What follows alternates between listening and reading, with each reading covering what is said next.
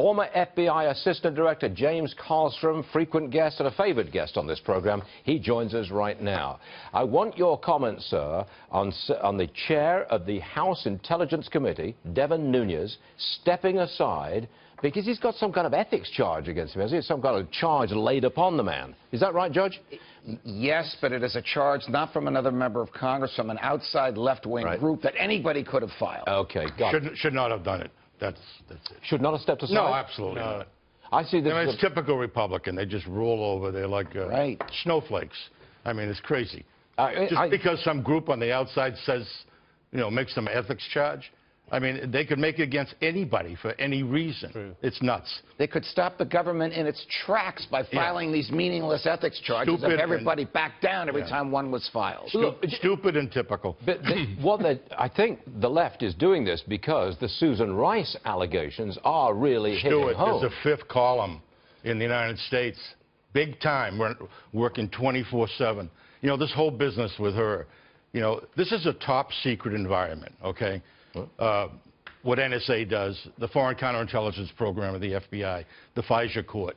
And it's also a need-to-know program. You have to have need-to-know to see this stuff. And there has to be an audit trail, okay? And the NSA, the CIA domestically, they are not investigative agencies. The FBI is the counterintelligence investigative agency in the United States. 99% of it. There's a few other little dangling participles.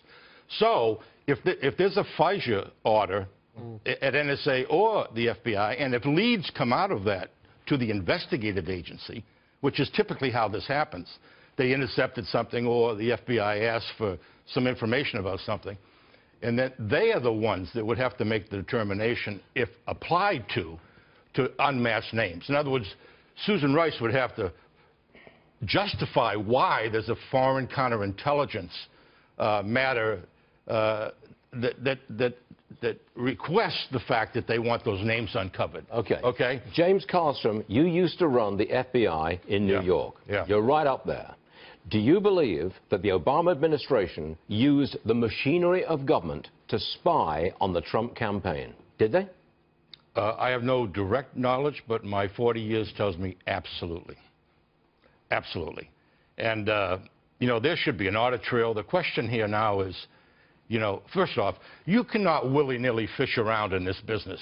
I mean, you have to justify. I mean, on the criminal side, you have to write, and I've written them, 50-page affidavits, the judge knows, to get a criminal wiretap. And you have to have substantial reason to intercept people in the FISA court, or the judge is going to throw you out. So, I mean, the notion that anyone working for Trump, if they could make a case that somehow or other they're involved in counterintelligence or some major criminal conspiracy, I'd love to see their documentation, because I can't imagine that would exist. So Devin Nunes and Peter King have looked at this and said it had nothing to do with Russia, that it actually monitored where Trump transition people were going minute by minute throughout the day. I suspect they've committed major felonies, not the least of which is the Espionage Act. Okay, hold on one second, everybody. Left-hand side of your screen, they're coming towards the end of the vote count, I believe. I think they've got 41 no's. Judge, that means that they have to go to the nuclear option to get Judge Gorsuch confirmed. So you'll see in a few minutes Senator McConnell, who actually votes with the no's, because in order to make this motion, you have to pretend like you're changing your mind and you want to vote on the other side. Have this vote overruled, and that overruling will just require 51 votes. If that's the case, then they wait 30 hours for Chuck Schumer and company to say whatever they want and have a straight up-and-down vote 30 hours from now on the confirmation of Neil Gorsuch. I'm trying to do the math. Me too. So okay. 11 o'clock plus... it'll be about 6 p.m. tomorrow. It's just exactly what Chad Pergram has predicted, about 6 o'clock tomorrow. And the president predicted Judge Gorsuch will be Justice Gorsuch sitting on the court by 8 p.m. tomorrow. So the president will then swear in Judge Gorsuch tomorrow night. I would think so. And he then becomes Justice Gorsuch. Immediately. And immediately he can start looking at cases which are before the Supreme Court. As to which there has not yet been an opinion or a decision released. So if there's not been an opinion made or released, he can look at those cases. Yes. Immediately. Yes. As soon as As soon as he does that, he's in. Yes. He's got a busy weekend ahead of him. You don't know which cases he may be able to look at and tilt the side. No, I don't know. I don't, because we don't know what the votes are in the cases. We don't know when they're about to come out. We don't know what the attitude or ambivalence of the other justices is. We don't know if his involvement would change the outcome. We may never know this. Back to my good friend James Kallstrom, you've been sitting very quietly there for about 3 or 4 minutes. I've got another question for you.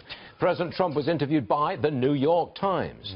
He was asked if he thinks that Susan Rice might have committed a crime. Keyword might. He said she might have committed a crime. What do you make of that? 100%.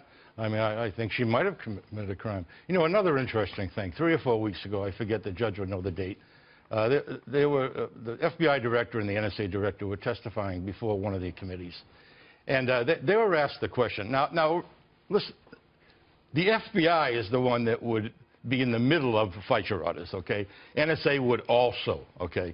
They would know that. And now, unless the FBI director and the NSA director don't have a clue of what's going on in their organizations, I don't see how they could both answer the question. Now, Trump put, wiretapping in quotations, okay? Yeah. It's sort of a broader term of, It's not wires anymore, it's electronics, okay? And they both said that they had no knowledge of that. And that defies logic in my view. They either know nothing or they are misleading, in my view, the American people and the Congress. And if they know nothing, they're incompetent. Exactly. And if they're misleading the Congress, they should be prosecuted. Yeah. And the Republicans need to, as we say in Brooklyn, grow some. And they really... Don't they say that in London as well, Mr. Varney? I don't know. This is a serious dilution of our rights in the United States, and it's banana republic stuff, and it's outrageous. Okay, Jim Kallstrom letting us know exactly how the man feels. I told you a long time ago he was a great man. Yes, he is indeed.